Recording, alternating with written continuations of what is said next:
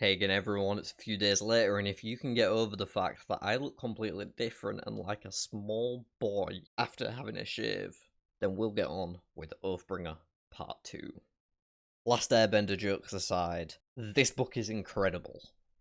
This is my favourite one of the three so far. I've absolutely adored Oathbringer. Rhythm of War is gonna struggle to impress me as much as this book did. And I feel like the characters that Rhythm of War will focus on will be different as well, and that will give the book a different flavour. But I found that the characters we're following in this book were all the people that I wanted to see.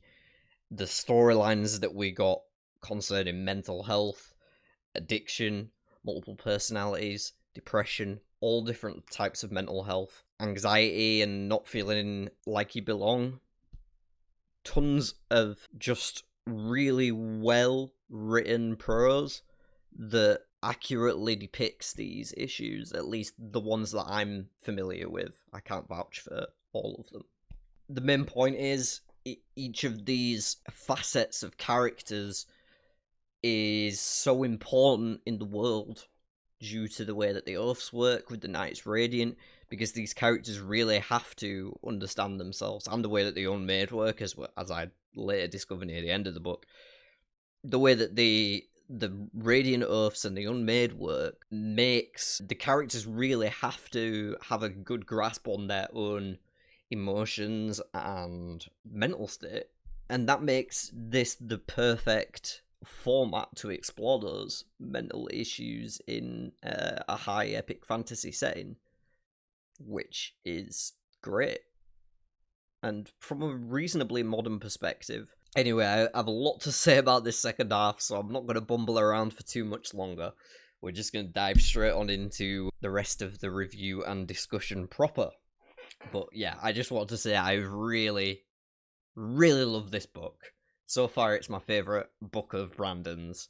I'd probably give it a 9 out of 10, which is a fairly high rating for me, usually one that's only reserved for things like Wheel of Time. Glad I started this series, can't wait to read the next one. Will be sad when there's no more until book 5 comes out.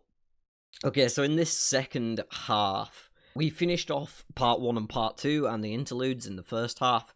In the second half, it has been part 3, 4, and 5, and I wasn't sure if this was going to have 5 parts or if it was going to have 4, but it seems that Brandon is sticking to his formula of the 5 parts with interludes between, prologue and epilogue on either side.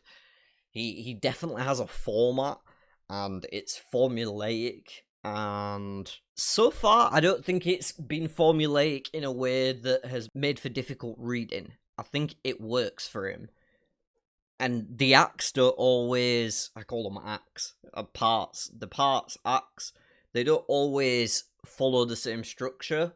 In this book, part 3, I think, was quite explosive. And then part 4 had less going on. But part 5, again, was really explosive. Whereas in other books, it's more like 4 and 5 together is the big finish. So there's some more, I guess he's dynamic with the way that he uses the formula, but he still sticks to the formula, is what I'm trying to say. And within parts 3 to 5, we've got 2 main plot lines going on, or 2 main groups, stories that we're following. And one of these is Dalinar and the Coalition. I mentioned in the first part that he was finally getting through to Fen, Queen of Thailana, and he'd sort of got through to Gorks a bit via lift, but not really.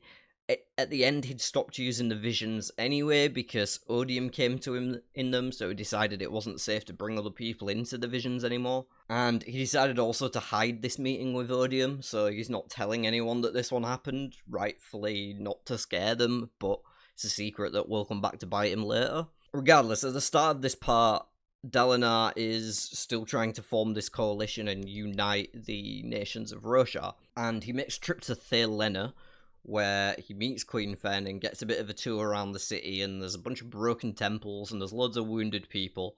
Renarin and Taravangian surgeons come in to start healing people immediately before Fenn's even agreed to the deal. And then Fen fucks off for a bit as some sort of political play, and her son starts getting all daggers at Dalinar.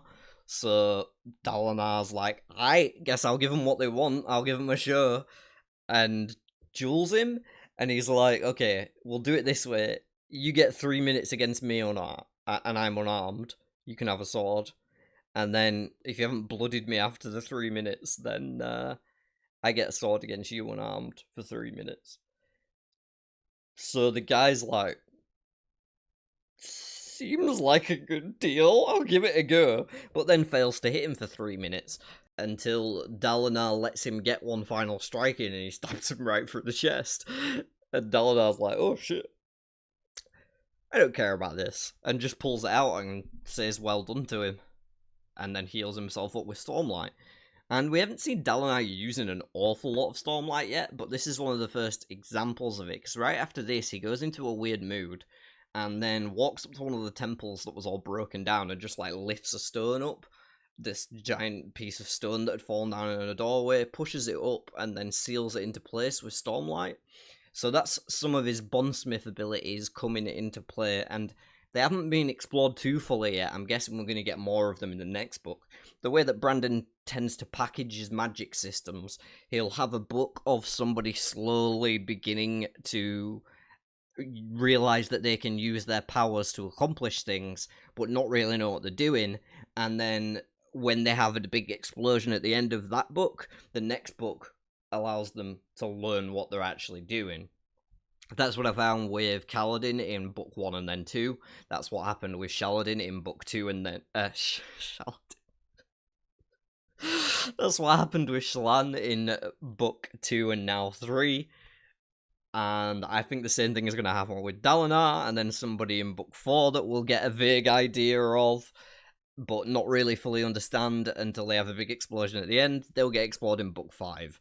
Brandon is very formulaic in that sense of the way that he explores his magic systems, and at first it kind of left me in The Way of Kings feeling like I didn't know enough about the magic, and that I didn't understand the world or the powers people were using, so it left me feeling a bit lost at first. But now that I've understood that's the way he packages his characters and likes to release information about them, it makes more sense to me, and I'm less concerned when I don't learn about a character's abilities in full detail immediately, because I know they'll probably get it explored more in the next book. So that's, I guess, a prediction for where Dalinar's going in the next book, is that he's going to learn to use these bondsmith abilities more. Anyway, after the fight with Fenn's son, they decide to join him.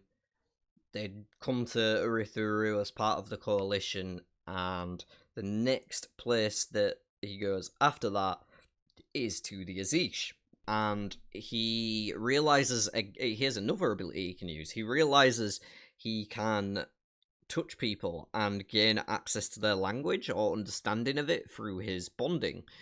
So, like, he touches this guard and then starts speaking back to them in Azish, and everyone's like, what? You can speak Azish? And they're just having a conversation with him, and then they're like, oh, kind of respect that. Wasn't expecting him to come here speaking our tongue. They'd had translators prepared and stuff to have the conversation in Alethi, but there was no need in the end, because Dalinar could use his bondsmith abilities. And I think this was actually one of the things that got their attention more than anything, if I'm honest. He also came prepared, though. He had 3 different pouches of letters. I think one was from Yasna, one was from Navani. I can't remember who the other one was from, but the one that impressed them most was the one from Navani, because it was the most heartfelt and sincere. However, Yasna had some, like, crazy, had all their scholars basically having a circle jerk over it. The end result is that the Azish decide to join the coalition as well, and with them they bring, like, 3 other kingdoms who currently had ambassadors at Azish. So there's, like, the Princess of Yazia or something. There's a Vizier somewhere. There's Imul is part of it, I think. I can't remember, Babarantham maybe, a bunch of different nations that we don't really know much about yet.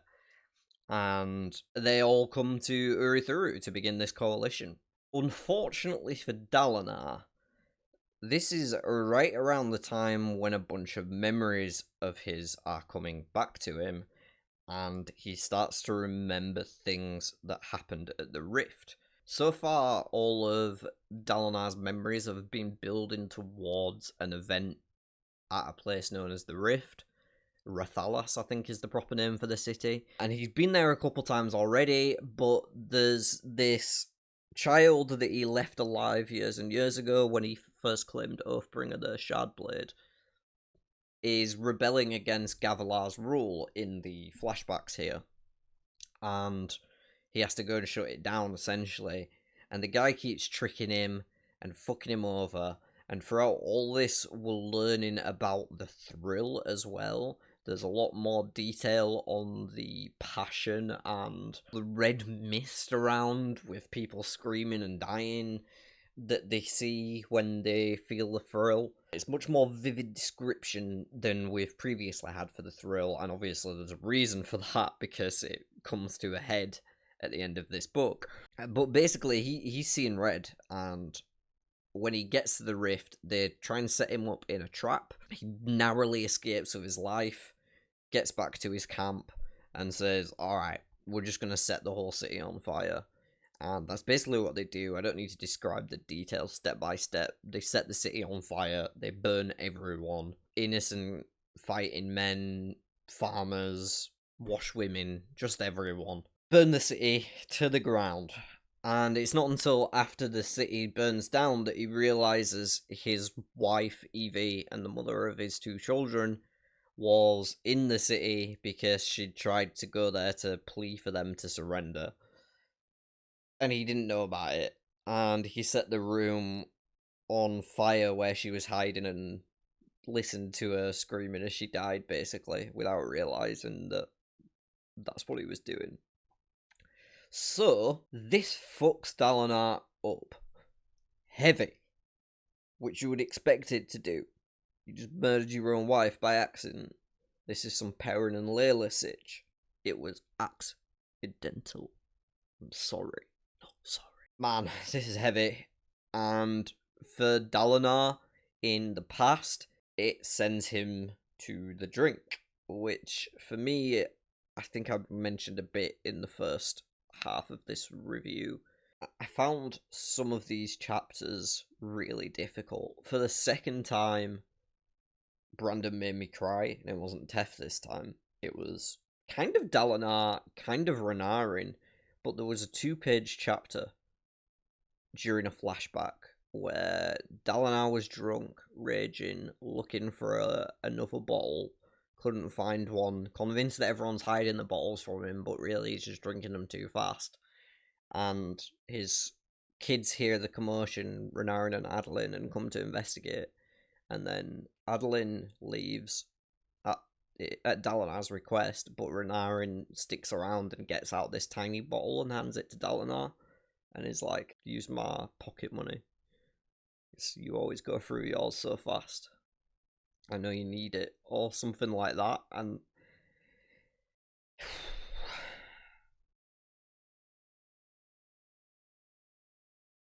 yeah, it's kind of hard to formulate how to express how deep that hits.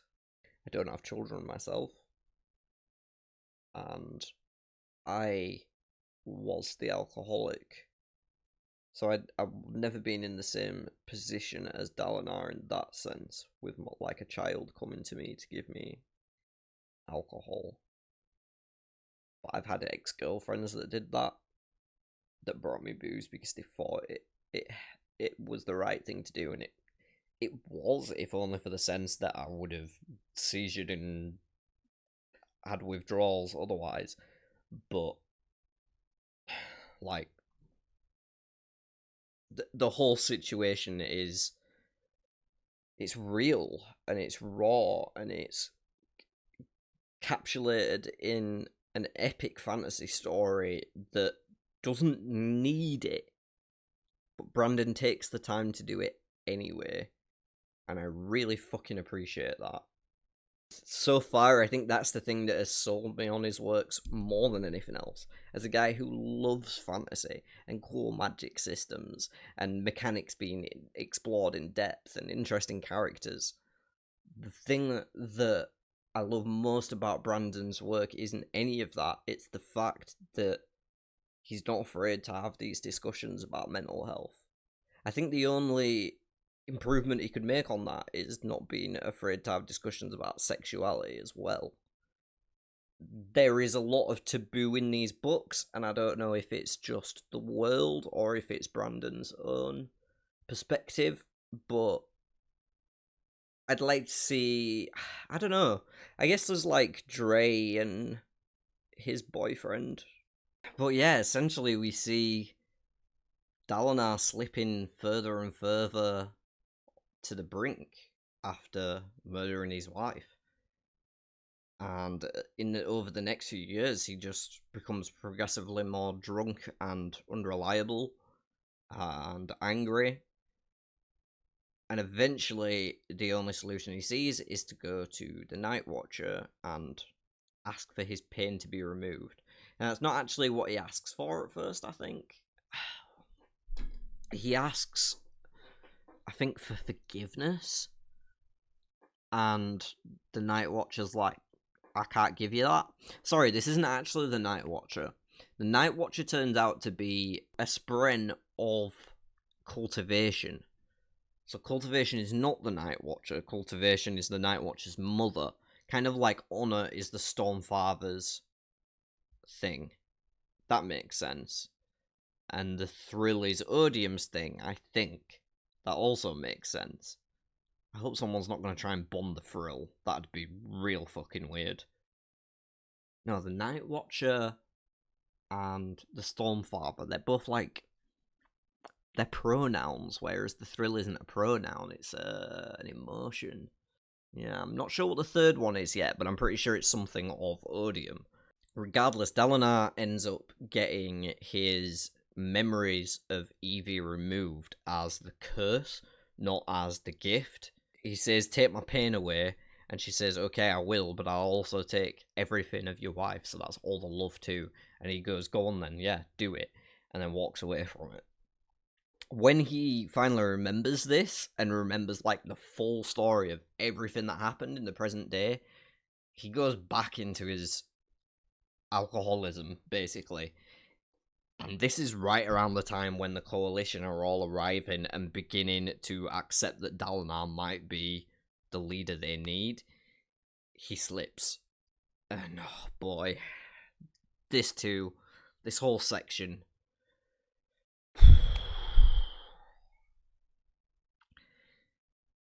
He's doing his best. He's doing his best, and I feel for him. And I'm glad he made it out the other side of it. So far, at least. Even he knows that a few days or a few weeks of sobriety doesn't necessarily mean a lot in the long run. Goddamn, Dalinar put me through the ringer in this one. I was just scared for him the entire book, basically. And I really felt more of a connection to him personally than I have in the previous books. I always liked him, but in this book, I saw a lot of myself in him in a weird way. As a how old am I? 26? I think I'm 26. As a, I think, 26-year-old guy who's never been to war, I can see a lot of myself in Dalinar. I'm not an aggressive guy either, or a violent guy, but the other sides of him, the introspective side, and the addictive personality, and need for passion, all of that, I totally understand his character. So Navani kind of takes over in this bit and starts trying to take care of the Coalition as best she can. And eventually Dalinar does get back to them and manage to point them in the right direction. They're trying to figure out where the enemy is going to strike next, the Fused and the Voidbringers. And at first they think it's going to be Vedon, because that's the land they've always gone after. But then Dalinar reasons out that it makes much more sense for them to attack Thaelena navally with all the ships that they stole from Thaelena, because the city's already destroyed, it has no Oathgate, it's a centre of trade, and it just makes perfect sense. So they end up switching plan and heading to Thaelena, but before we get into the whole Thaelena storyline, I've got another storyline to cover first, which is what happens in Kholinar with our other group. One final thing I will mention with Dalinar and the visions that he was bringing people into, he does decide to use them just one more time, and he brings Venli, the Parshendi listener, into a vision with him, the one with Nohadon and the destroyed city and whatnot. So in this, he's kind of trying to convince Venli to turn against Odium. He's like, look, this is what your guy wants to do. He wants to destroy everything. Is this what you want? Because I want peace. Do you want peace? Because I want peace. And she kind of does. Venli's beginning to realise that the fused are all that. They're crazy. They're fucked up. They don't care about the Parshendi, or the listeners, or the singers. All they care about is killing the humans and taking everything for Odium. And this is kind of scary, but the fact that she realizes it is important as she begins to talk to a Spren, and she names this little Spren Tombra, and it like pulses with the rhythms that she can't hear anymore in her new form. And I thought that was quite an interesting dynamic. And it works in a similar way to, like, Patton's buzzing, I guess. Patton's buzzing may be recognisable by Parshendi. That's an interesting one to think about. So yeah, there's not too much development in that. Towards the end of the book, during the big finale, it appears that she says her oath and, like, becomes a member of the Knights Radiant, but she's sailing away on a ship at the end, so not too much confirmed with what happens there, but I imagine it'll be a big point moving forward that Venli may be turning against Odium and siding with the Knights Radiant. On to the second group, the big group, and a big portion of parts 3 and 4 of this book, really, if I remember correctly. Kholinar. So, the strike team consisting of Kaladin, Shallan, Scar, Drehe, Elhokar, and Vatha, Red, and Ishna? I think that's everyone. Oh, and Adolin. I think that's everyone. There's like 8 of them, yeah. They fly to Kholinar and try to save the city. When they get there, they sneak in because there's something dark and weird that that Kaladin and Syl can spot from flying over the city and looking down on it. There's like a dark force there. Something wrong. So they decide to sneak into the city, and they do this via Shallan, who has realised that she can give other people illusions the same as she can to herself. She can also summon them anywhere, which we've known. But if she attaches an illusion to a sphere, she can give it to someone and change their appearance as well as her own. So she gives everyone disguises, basically, and then they just manage to get into the city amongst a crowd of refugees. And the first place that they seek is somewhere to stay, to make sort of their safe house of operations. And Adolin decides to lead the group to his tailor's place because he trusts them with his life itself. And he gets some new costumes made for himself and doesn't really do a great deal. Adolin is super side character vibes. I hope we get some more of him because he's cool, but like, he's usually just standing around being eye candy for Shallan, which is a bit weird, and being... I don't know, he's a nice guy. I like Adolin. He's cool. I like him. He does what he thinks is right, and he doesn't reach too far for power. We like Adolin, but he is a tag-along. Regardless, he does find them the tailor's shop in this instance, Yorkshire, I think her name is, and the group stay there for the duration of their stay in Kholinar, use it as the base of their operations. Elhokar is insistent on being able to save his wife Azudun and son, who he hasn't seen in years, who are in the palace, but nobody's been in or out of the palace in like months now. They said everyone who goes up to the palace doesn't come back. Basically, lots of different lords have tried to go up there and talk to the queen, and they don't come back. And the guards been changing, and the queen recalled them all to the barracks and then changed a bunch of stuff, and there's been riots in the city because nobody's been fed, but for some reason the soldiers are being fed. There's all sorts of secrets going on, and they believe there's an unmade in the city. They actually later discover there's 2 unmade in the city. But there's a bunch of shit going on, so I could tackle each character one at a bit as they do their own individual missions within Kholinar. Kaladin's is probably the most simple. He goes to infiltrate the wall guard who are defending against the fused that keep doing little like raid attacks, zooming in, fucking up some guardsmen, then zooming out. They also have this weird yellow spren that's floating around, and whenever someone uses a Fabrial or uses too much surge binding, too much stormlight, these yellow sprens start screaming at them, and then the fuse just dive bomb them. So it's like some sort of magical detection spren that points out where the dangerous people are for the fused. So this is an issue while for like the whole time they're in the city. It's also what stops spanreeds from being able to work, because spanreeds will attract it, so they've all been confiscated by now by the fused, or destroyed, I assume. I guess they could use spanreeds, but I don't think they would, because they use void light, not stormlight. Anyway, Carl goes to the wall guard because he wants to find out where they're getting their food from, and he manages to infiltrate this group of light-eyed soldiers, basically. They're like the lowest. I can never remember if it's Dan or Nan. There's 2 class systems depending on whether you're light eyes or dark eyes, and they're the lowest light eyes essentially. And they're just a group of men like Bridge 4, and he gets along with them. And he signs up and starts becoming a guard and pretending to be one of the team to get information. Through this, he discovers the presence of High Marshal Azua, who we hear a lot about, but we don't meet initially.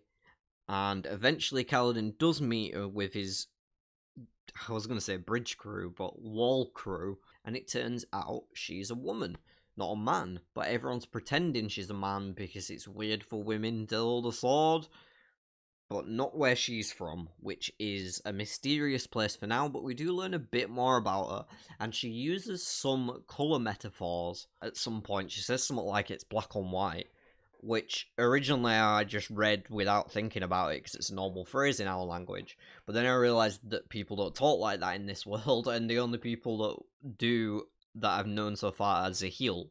So I initially made that connection immediately between her and Zahil. Figured, oh, she must be from wherever he's from.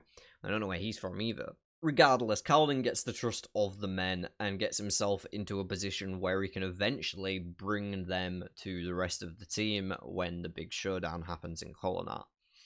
While he's doing that, Shallan is off as Vale infiltrating the Cult of the Moments, this weird organisation that sprung up devoted to worshipping the Spren and accepting the end and participating in the revel. So like the highest members of the Cult of Moments all have this thing called the revel, where they are basically like walking in circles around the Oathgate continuously and just eating food and fucking each other, doing all sorts of depraved shit. Well, not depraved, but, you know, fun. Hedonistic. They're basically exercising all their hedonistic desires, gluttony at its forefront, and the Cult of the Moments is these people who walk around dressed as Spen dancing through the streets doing like festival shit, and the people who impress the Cult of Moments get invited to the revel where everyone's feasting. It's really fucking weird. I have to say, if there was one of the side plots in this book that I was less a fan of, it is probably the whole Cult of Moments thing. I just found it a bit strange rather than interesting, or I never saw them as a threat. They were just like there, and it was weird. But Vale does sort of manage to infiltrate them via giving a bunch of food away. She starts stealing food from rich people and giving it to all the poor people, and she thinks she's doing a great job until at the end of the book where she realizes that the poor people have had the food robbed from them the entire time, and this just made the rich people more angry at them when they had to come and get the food back. So Shallan fucks up, and she's having some real character disassociation here. She can't figure out who she is. Is she Shallan? Is she Vale? Is she Radiant? And she's really struggling to accept that she's one person and sees herself as three different people, and is beginning to slip between them in dangerous ways. And at this point, Wit reappears. Hoyd tries to like comfort her and tell her to accept them, but accept that she is her and they are okay aspects of her rather than different people. It doesn't work. He reveals that he is always where he needs to be. He gave an oath to be always where he needs to be, which explains world hopping, sort of, but it also could be a lie. I also don't know if Wit does lie, or if he just says things in ways that make them confusing. I feel like most of his stories probably have real roots in the world or other worlds. But regardless, Wit came back here and he showed Azure how to soulcast grain for the army, or the wall guard, inside a room covered with these weird metal plates that stops the yellow Spren from being able to scream at them, point them out. So that's how Azure was feeding all the wall guards. Kaladin eventually discovers when he's infiltrating them. Wit sort of disappears. He tries to put in a good word with the cult for Vale, and it works, kind of, but then we don't see him again until the very end of the book, where he, I think, swears the oaths of a Knight Radiant. So at this point, my take on Wit/Hoyd is that he just world hops and like gains different powers in different worlds. You know, go to Roshar and become a Knight Radiant and then get access to Surge Binding. Go to... I've no idea what the land from Mistborn's called. I feel like I've read it somewhere on a wiki, but it's not actually in the books. Scadrial or something? Whatever the fuck Mistborn's saying. Go there and swallow one of them pills that Ellen takes and become a Allomancer.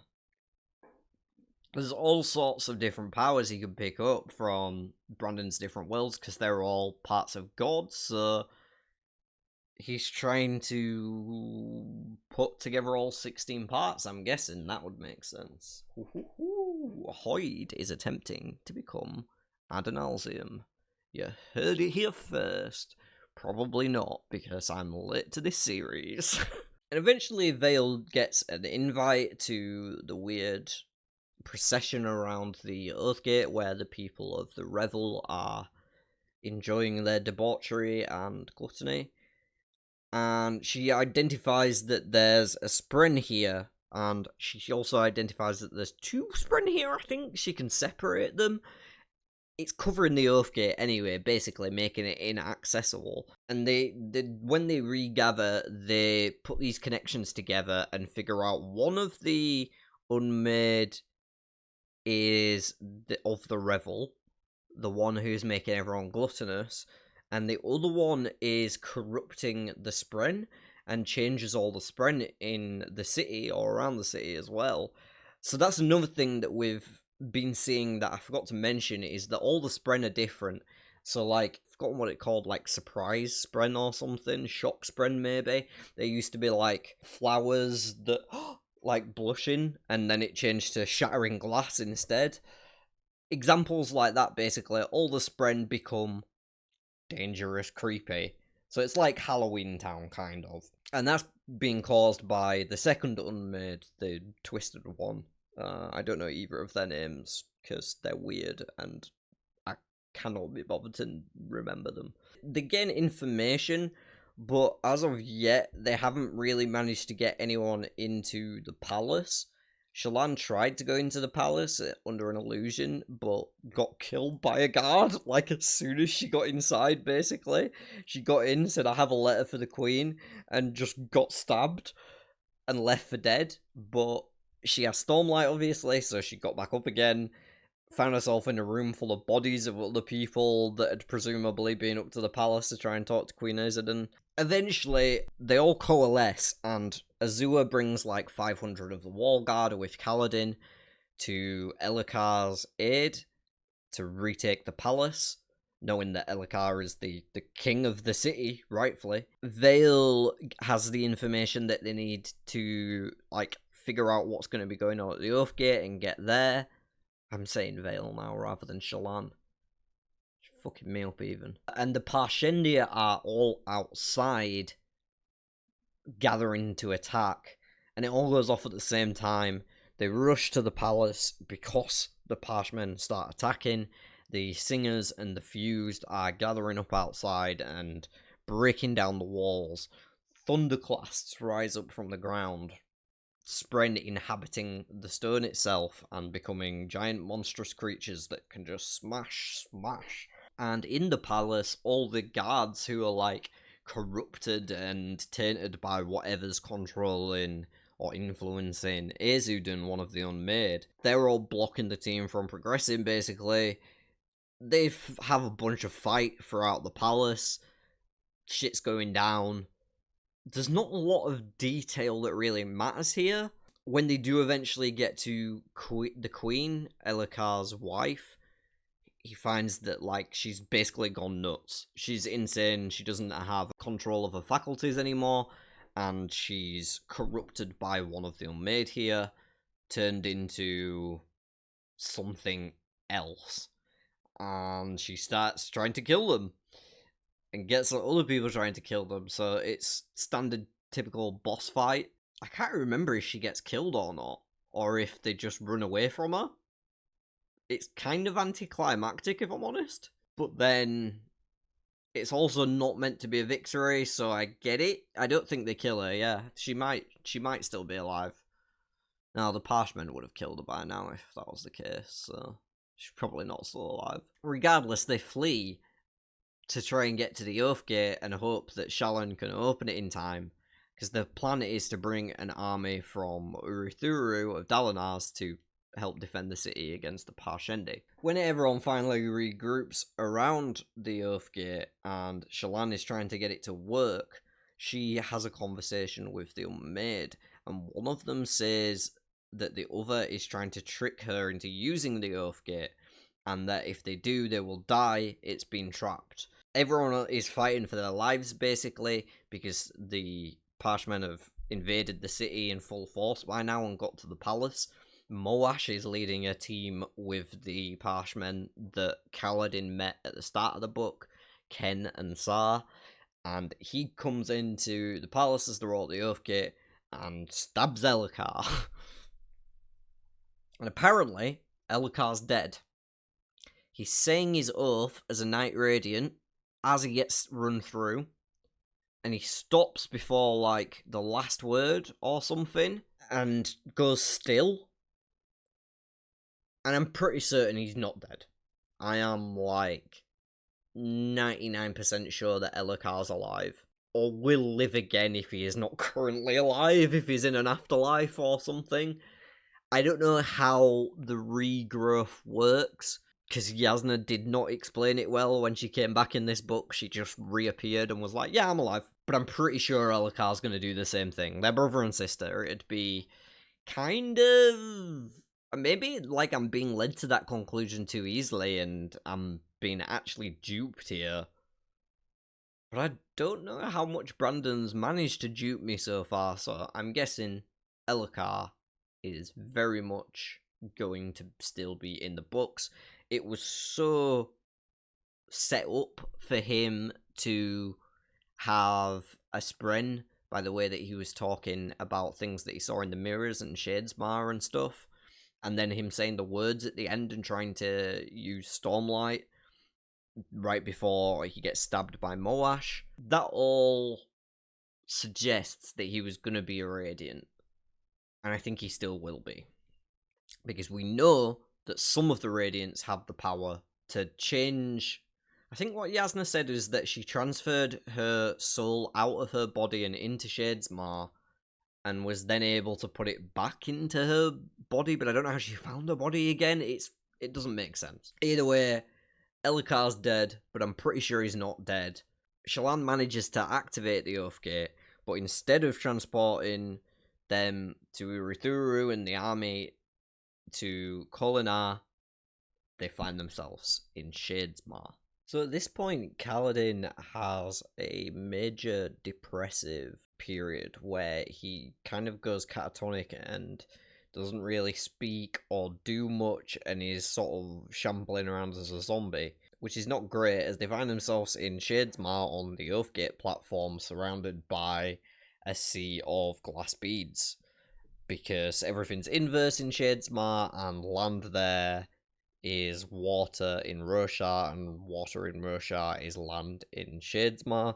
So they're on this platform where the Oathgate was, which stays the same, but everything around them is a sea of glass beads, essentially. And Shallan ends up figuring out that she can not quite manifest, but create shapes out of the spheres based on the objects that she finds in the spheres. So she finds like a door, a big wooden heavy door, and manifests spheres into its shape, and they all go and stand on that. And then she has another object, I can't remember what it is, it's like a wall or something. So she manifests that next, and then they all run onto that and lets the previous one drop. And basically back and forth between one and the other as they get to land. And during this process, they're kind of being chased by some nasty spren. There's some big dark spren around the Oathgate. They do try to get back through the Oathgate at first, but it doesn't work because the spren that operate the Oathgate have been corrupted by the Unmade that is in Kholinar. So that particular Oathgate won't work. Azure is also with them still at this point, and basically the whole group, other than Elhokar, who died, is travelling through Shadesmar trying to find safety, and the first thing that they come across when they get to land is a lighthouse. And inside there's some weird lighthouse keeper who says he can see the future or something, and starts talking about the Cosmere, but isn't making a great deal of sense. And Kaladin has some weird vision thing where he sees Dalinar in danger at Thaelena. And this actually happens before we get any indication that Thaelena is a threat from Dalinar's side of the story. So it's the first hint we have that the book is going to end and culminate there. And Shadesmar is, of course, where the Spren live normally. So each of the Spren attached to one of the Radiants here, there's Syl, Pattern, and one other. They are like manifested in full form in Shadesmar. So they have bodies and heads. And the third one is Adeline's Shardblade. So Adeline's Shardblade has a Spren who they said was dead. Like all the Shardblades of the Spren are dead.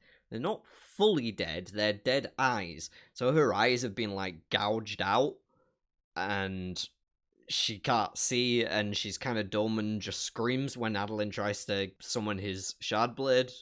So Adeline feels very out of place here, and we see him have a bit of anxiety towards his role. He feels like he's a tiny, insignificant part of a world greater than he's ever realised, and he feels like he's letting down the team, basically. But he manages to get Kaladin back on his feet and get them all doing like katas in the morning. I'm sort of jumping around all over a bit here in Shadesmar because it it's sort of a transitionary portion of the book. They go to a city there, but we don't get much stuff happening in the city. They get to the city on some dude's ship, who then has his ship burned down by a fused, because the fused can apparently travel Shadesmar as well. And there's void spreading everywhere, and it's all kind of complex, but also doesn't really matter too much for the context of this book, so it was tough to pay attention to that with all the other stuff going on that we did care about in the real world. But they travel through Shadesmar on another ship then after that, with some Honestbren, I think a guy called Aiko, if I recall correctly, and they set off towards Thaelena. Syl gets locked up when they're on the Honestbren ship, and reveals to Kaladin that she's a fugitive, and there's a bounty on bringing her back to the Stormfather, essentially, even though the Stormfather has also left Shadesmar now and bonded to Dalinar, and knows where she is, because they've spoke through Kaladin and Dalinar. But, like, nobody in Shadesmar knows that, so they still think that Spren is wanted, basically. So they try and kidnap her and take her to wherever they're going, which happens to be in a similar direction to Thaelena. Eventually, the fused that were burning down the previous ship they were on catch up with them, and they have to abandon the ship that they're currently on and hide under the sea in a tunnel that Shallan manages to create out of the beads.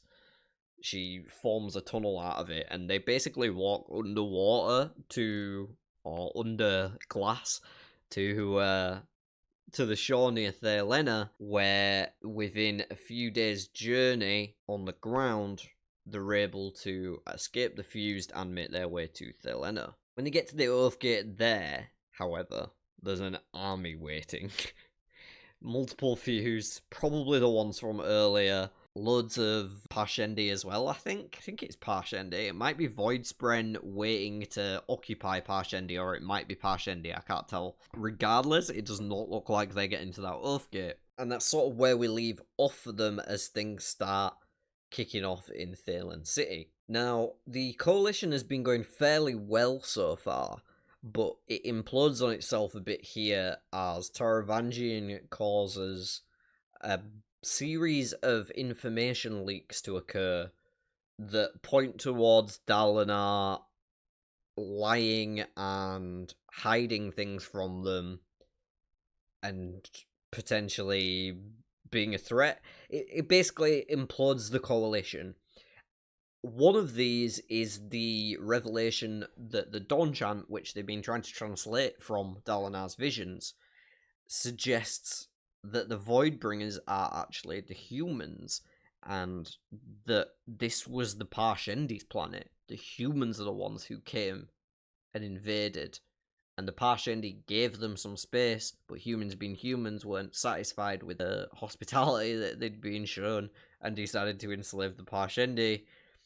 And I think they also brought Odium with them.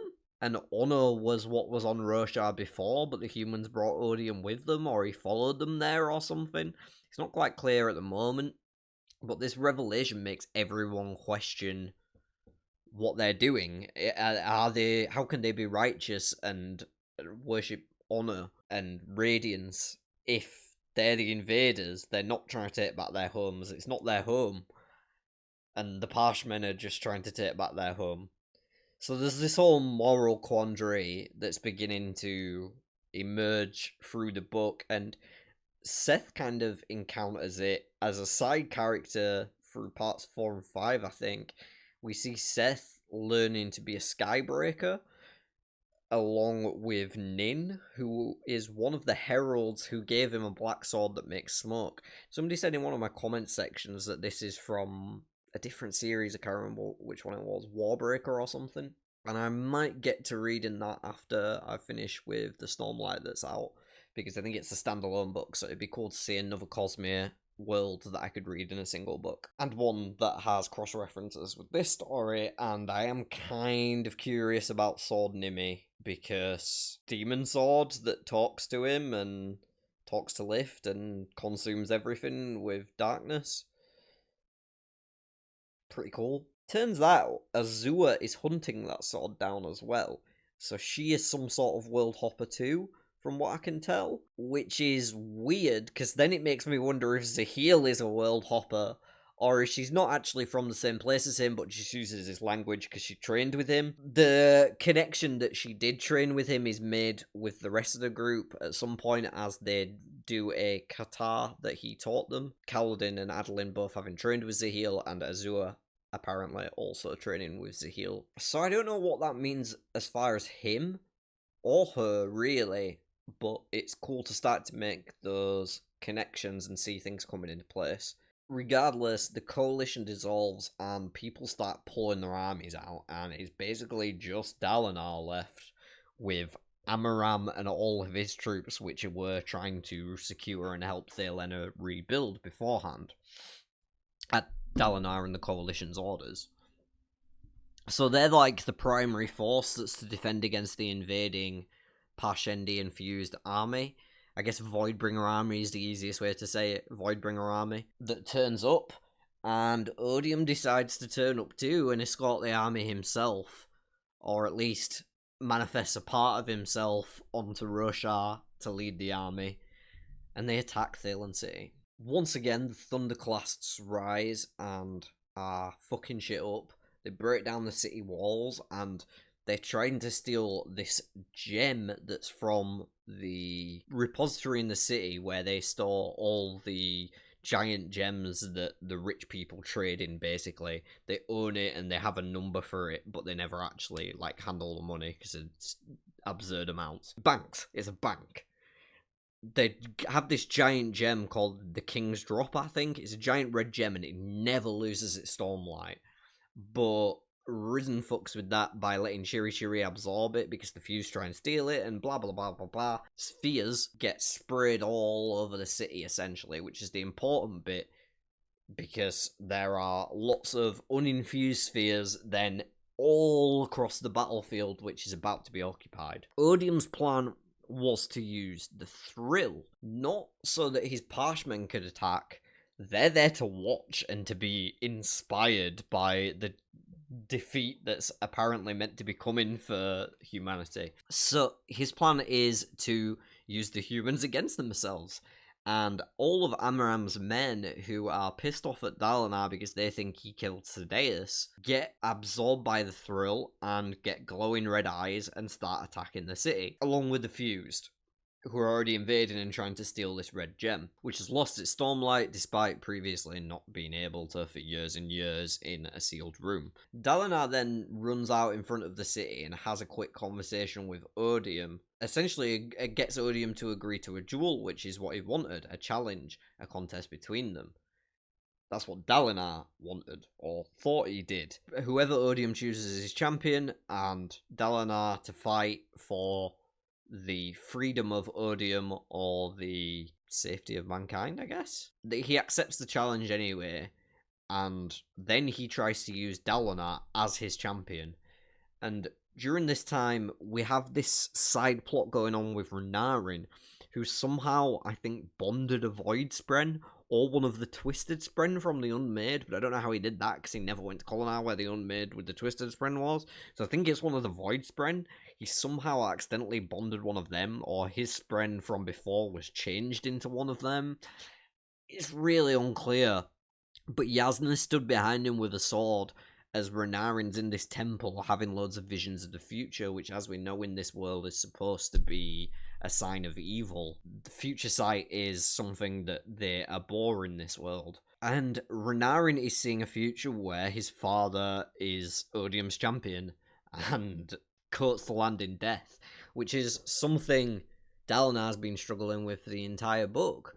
His whole battle with addiction was due to his battle for the humanity within himself and trying to find that humanity within himself despite having burned an entire city of somewhat innocent people to the ground. He knows the atrocities he's committed before, and he's trying to convince himself he's a better man, but ultimately is very, very guilty for his past sins. And it's almost enough to turn him, and because Renarin is having these visions, and so far we've been led to believe that all of Renarin's visions are accurate. It made me believe it was going to happen, and I was like, oh fuck, is this a turning point in the series where Dalinar goes evil?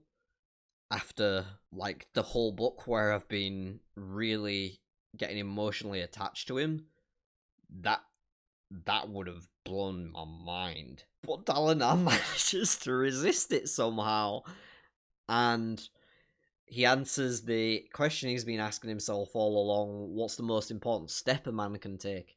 And he realizes it's not the first step, it's the next step. It's always the next step. And he just has to get up and keep fighting.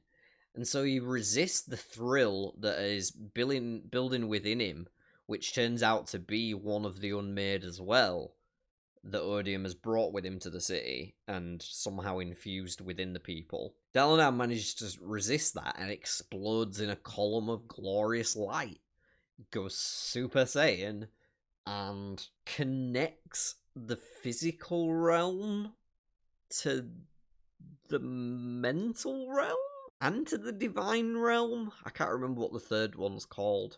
Like mind, body, and soul, or something like that.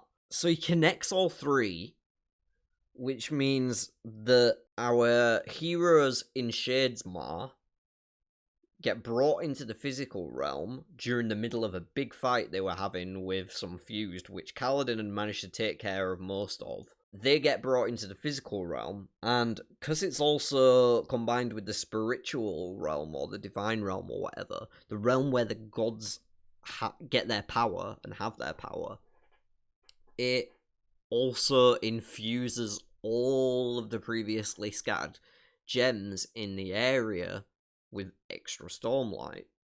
And so this is a discovery of another one of Dalinar's abilities, which is to somehow overcharge gems. So he can fill up gems with stormlight as if he was the Stormfather himself, kind of, which is really cool. And I'm guessing that's because of his connection to the Stormfather specifically, because rather than being an order, it appears that there's 3 of the bondsmiths. There can only ever be 3, and one of them is to the Stormfather, one of them presumably will be to the Night Watcher, the third one will be to something of the Void. But because there's only 3 of them, rather than a whole order of them, it makes it slightly less specific to being a bondsmith and more specific to Dalinar. Don't think I'm explaining this well, but Dalinar can recharge gems and overcharge people. We find out he says Kaladin at the end gets overcharged by Dalinar, which I guess just means gives him extra power, more than he could usually hold. What's more important is the team's back together. All the Radiants are in the same place, ready to go. Shallan conjures a gigantic illusionary army to distract Amaranth's possessed troops, the ones with glowing red eyes, the humans. Because they're in the thrill and they're in battle rage, seeing red, none of them really notice that the illusions aren't real, so they end up getting distracted, the majority of the army. For the majority of the battle, the Thunderclass are being fought by Renarin, Adlin, and some Thalen captain. Yasna's in the city fucking shit up with her soul casting after deciding not to kill Renarin because she was stood behind him with a shard blade earlier, but she decided not to kill him. They go into the city and start doing stuff together. She says they'll help him and figure out what's going on, and hopefully we get to see that in the next book, because I was asking for a Renarin point of view in the first half of this book, and I still want more Renarin point of views. But I don't want it to be all his weirdness. I just want him to be clear-headed and to understand what the fuck is going on. Anyway, Shallan distracts the vast majority of the army. Yasna, Renarin, Adlin, all fighting within the city, trying to keep the city standing, and Jasna manages to repair the wall using soul casting, and just like makes the gigantic breach in the city go away. The Thunderclass go down. During this time, Kaladin is fighting a bunch of the fused. Not only is he fighting the fused, he's also fighting a twisted version of Amaram, who swallowed a void gem and became this, like, dark crystal monster with weird, like, his shard place started cracking as spikes were jutting out of it, and he turns into a monster of some sort. Like, has insane strength and speed, and he's dual wielding shard blades, which is pretty fucking cool, I can't lie. And just, like, spinning around trying to kill Kaladin, because the enemy army has realized that Kaladin can mess shit up if you let him. He's zipping around all over the place going, bang, bang, bang, I kill you, I kill two, I kill three. Everyone dead. He's protecting Dalinar during this whole time, the whole fight. He's trying to stop the fuse and the Amaran from getting to Dalinar, because Dalinar has decided, I think I can capture the Thrill and put them in a gemstone, because that's how Fabrials work, and I actually listen to my wife sometimes. This could work. So he goes out there hoping to capture it, despite not having the giant gemstone yet, which was stolen from the bank earlier. Lift and Seth are on that, because Seth has decided, no, I don't agree, I'm with humanity, because he almost goes to the Parshmen with Nin, who I guess is going to turn out to be a bad guy. Still haven't figured out if the Herald's the Unmade yet. One of my friends told me it'd be clear by the end of this book, but it's still not clear to me if the Heralds and the Unmade are separate or if they are the same. Because they all have different names anyway, so it's so impossible to tell. But anyway, Seth has joined Lift, the Reshi girl who likes eating and slipping and sliding. And they managed to steal the gem back and get it to Dalinar just in time for him to absorb the Thrill into it, into the King's Drop. And he captures the Thrill. After this, the Bridge 4 crew managed to get back to the city, and when Renarin and Yasna and Adolin are, like, retaking the city so that they can try and use the Oathgate, because all the Parshmen that were waiting in Shadesmar next to the Oathgate have come through by this point and, like, invading the city from the inside. So they haven't been able to use the Oathgate to get their own forces in from Urithuru. When they finally do, Bridge 4 comes back with them. We find that Teft has pulled himself out of the hole that he was in and sworn the ideals and oaths of a Knights Radiant to protect even those that he hates, even if that person is himself. I found that a really beautiful moment, and watching him come back to the city, fully able to use Stormlight on his own, and then seeing that Rock could also do the same. And Lopen, I think, as well, is with them, but he's not fully radiant yet. They go out looking for Kaladin and find him on this killing field where he's absorbed, like, shit tons of the Stormlight from all the gems that are scattered around the floor. This chapter's insane. There is so much going on. There's, like, 15 different point of views, and you just dip between them every other paragraph. It's beautiful chaos, and it capped off the book excellently. Amaram gets taken out by Rook in the end, who fires a shard bow shot at him and finishes him off. And then Rook gets kind of sad about this because he said he was never going to kill, but it's a guy who was possessed by one of the Unmade, I think. I think that's what it was. Like, the power of the Unmade was the thing he swallowed. I think. Not sure. Moash also swallowed something at the end in Kholinar and got some sort of void powers. He became a void windrunner. Don't really care about Moash. I'm done with him now. He's betrayed Bridge 4, and therefore he's the most despicable, uninteresting character to read possible. Regardless, Odium's army retreats, and that is pretty much the big climax of the book wrapped up. The Thrill has been dealt with, Amaram's been dealt with, the enemy armies that attacked have been dealt with, and Thelena is destroyed, but humanity's alive, and they didn't lose. Dalinar, the most fearsome military commander in all of Russia, to Odium, which is a huge win, really. They also managed to capture the Thrill. Who knows where that's gonna go? One other plot line that happens interweaved in this section is the rediscovery of Talanolat, the herald who was still alive.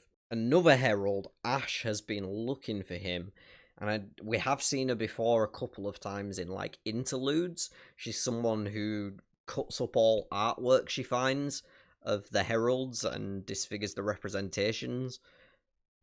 We then learn when she meets Talanolat that she's one of the heralds, and that they call her the herald of art and beauty or something, which is why she destroys all their depictions of her. She doesn't like it. She hates herself, as she's gone insane over the years, essentially, since they betrayed Talanolat and left him in... what do they call it? It's not desolation, is it? Can't remember. And Ash wants Talanolat to hate her because they left him behind, but he's happy. He's like, you finally gave them a chance. You gave them 4,000 years to develop technology and society and advancements. You gave them a fighting chance this time, thank you. And she just wants him to hate her, but he forgives her. And yeah, we see another herald shortly before Moash does the weird void light power, gains these weird void light powers. He is asked to kill another herald and given like some weird golden dagger to do it. And normally when one of the heralds dies, they go back to their never-ending war against the Voidbringers in the afterlife. Hell, I can't remember what it's called. It's not Desolation, and it's annoying me, so I'm just ignoring it and moving on. They usually go back there, but when this herald, Jezereza, I think, is stabbed by the daggers Moash is given, he realizes that he's actually dying and losing his connection completely, like he's dying for good. And the other heralds feel this somehow and realize that one of them has been taken and they are now under threat. Which is kind of messed up, because then it means they've used her following the same plan that Yasna said she thought was a good idea. It was her plan to kill the heralds, and that's what they're doing. So, like, is Yasna gonna turn evil? And is that gonna lead to the Alethi somehow following her into evil now that she is the monarch? There's all sorts of complications to be addressed here at the end of the book, and of course, that's what makes me want to carry on and read the fourth. But there's also some good wrapping up at the end here. Odium strikes a deal with Taravangian, who is not having one of his good days. He's feeling dumb. He's confessed to Dalinar about Seth the Assassin in White, but hasn't confessed the rest of the stuff to do with the diagram. Dalinar doesn't know about that yet. But now Dalinar's suspicious of him. And Taravangian finally strikes a deal with Odium and says that you need me as much as I need you. And he tries to serve them and says the diagram's yours as long as Carbonanthium stands. You can take the rest of humanity. All I want is... well, he asked for humanity. He asked for everyone under his rule. But Odium was like, no.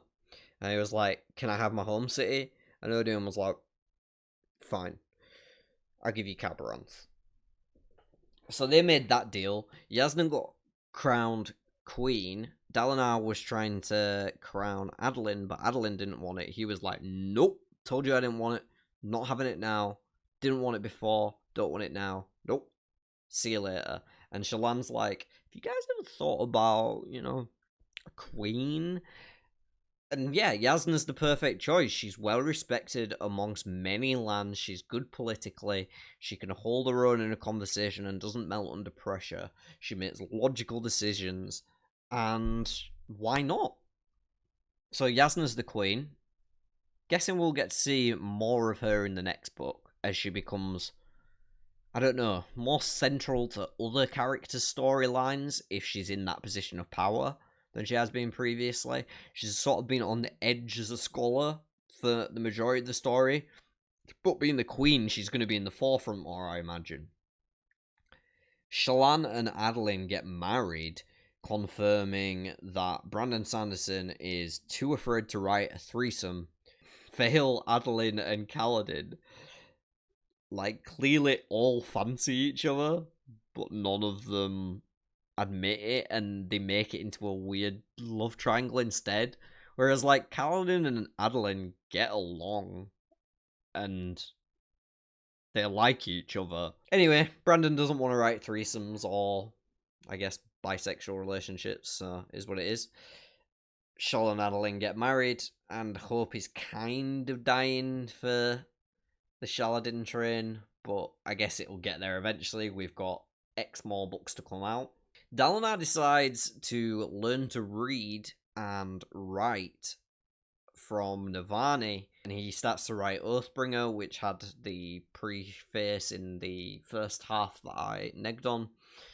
Scar and Drehi somehow lived from Kholinar and escaped with Elhakar's son, who was like 4 years old and barely knows Elhakar. I don't know how they escaped, why they weren't killed with Elhakar when Moash and the Parchment got there, but cool. I like them both, so glad they're still around. And I think the only other thing that happened right at the end is that Wit possibly said the oath, but I think I've talked about that already. So, that about wraps up Oathbringer. Wow, this will have probably been a long video by now, I imagine. And there has been a lot to talk about. These books are hefty, hefty boys. So that's it. Oathbringer Part 1 and 2 done, and I am ready to move on to Rhythm of War. If you stuck around for the whole video, thank you so much for watching. I would love to hear your thoughts on my thoughts, or anything else that you would like to hear me talk about. I will answer in the comments. Let me know how many books are planned to be in this series, because that's something that I'm desperate to know how long I'll have to wait before it is finished, essentially. I will be moving on to Rhythm of War very shortly. And after that, I'm not entirely sure. Like I said, I think Warbreaker might be the other standalone that I'd heard mentioned a couple of times. I might look into that. There's also a couple of novellas within the Stormlight world, Edge Dancer, and one I can't remember the name of. So I may look into them as well. I know one of them happened between Book 2 and Book 3, Edge Dancer, but I'll probably go back and read that at some point. For now, please leave a like on the video, and don't forget to subscribe to the channel as well, so you can see all my upcoming content as I travel through more of the Cosmere. And of course, plenty of Wheel of Time content on the channel if you're into that. We have the Wheel of Time board game, and the Cosmere card game will soon be coming to the channel once I have more information to drip out to you guys. Until next time, happy reading, and Tai'Shar.